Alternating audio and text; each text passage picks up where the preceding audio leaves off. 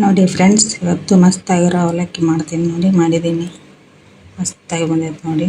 ನೋಡೋದಕ್ಕೆ ಚೆನ್ನಾಗಿದೆ, ತಿನ್ನೋದಕ್ಕಂತ ಮಸ್ತಾಗಿರುತ್ತೆ. ಬನ್ನಿ, ಒಂದು ಬಾಣಲೆ ಇಟ್ಟಿದ್ದೀನಿ. ಅದಕ್ಕೆ ಸ್ವಲ್ಪ ಎಣ್ಣೆ ಹಾಕ್ತಿದ್ದೀನಿ ನೋಡಿ. ಎಣ್ಣೆ ಕಾದ ನಂತರ ಫಸ್ಟ್ ಶೇಂಗಾ ಕರೆದು ಒಂದು ಪ್ಲೇಟಿಗೆ ಹಾಕೊಂಡು ಇಟ್ಬಿಡೋಣ.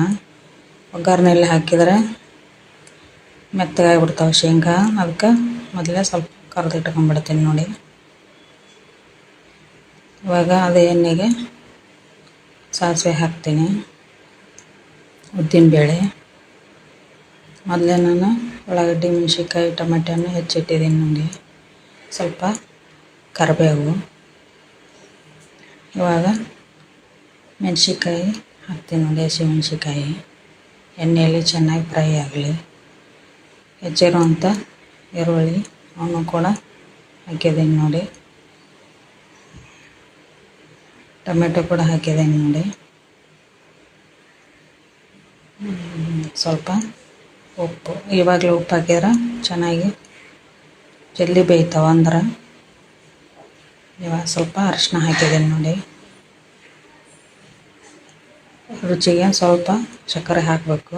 ಸಕ್ಕರೆ ಹಾಕಿದ್ರೆ ಚೆನ್ನಾಗಿ ರುಚಿ ಚೇಂಜ್ ಆಗುತ್ತೆ, ಮಸ್ತಾಗಿ ಟೇಸ್ಟ್ ಬರುತ್ತೆ ಸಕ್ಕರೆ ಹಾಕೋದ್ರಿಂದ. ಸ್ವಲ್ಪ ಗಟ್ಟಿ ಮೊಸರು ನೋಡಿ, ಮೊಸರು ಹಾಕಿ ಮಾಡಿದರೆ ಮಸ್ತಾಗಿ ಬರುತ್ತೆ ನೋಡಿ ಟೇಸ್ಟ್.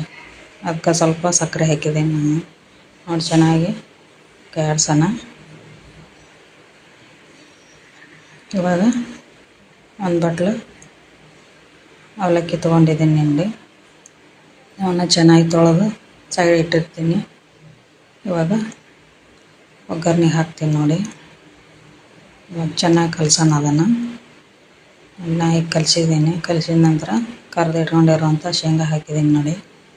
ಸ್ವಲ್ಪ ಪುಟಾಣಿ ಹಿಟ್ಟು ಹಾಕ್ತೀನಿ ನೋಡಿ. ಇವಾಗ ಎಲ್ಲದು ಚೆನ್ನಾಗಿ ಕೈ ಆಡಿಸ್ಬೇಕು ನೋಡಿ, ಹೊಂದ್ಕೋಬೇಕು. ಅದು ಎಲ್ಲ ಸೇರಿ ನೋಡಿ ಎಷ್ಟು ಮಸ್ತಾಗಿ ಬಂದೈತೆ ಅವಲಕ್ಕಿ. ಇವಾಗ ನೋಡಿ ಒಂದು ತಟ್ಟೆಗೆ ಹಾಕಿದ್ದೀನಿ ನೋಡಿ, ಎಷ್ಟು ಚೆನ್ನಾಗಿ ಕಾಣುತ್ತೆ. ನೀವು ಮನೇಲಿ ಮಾಡಿ ಫ್ರೆಂಡ್ಸ್. ಒಂದು ಲೈಕ್ ಮಾಡಿ, ಇಷ್ಟ ಆದರೆ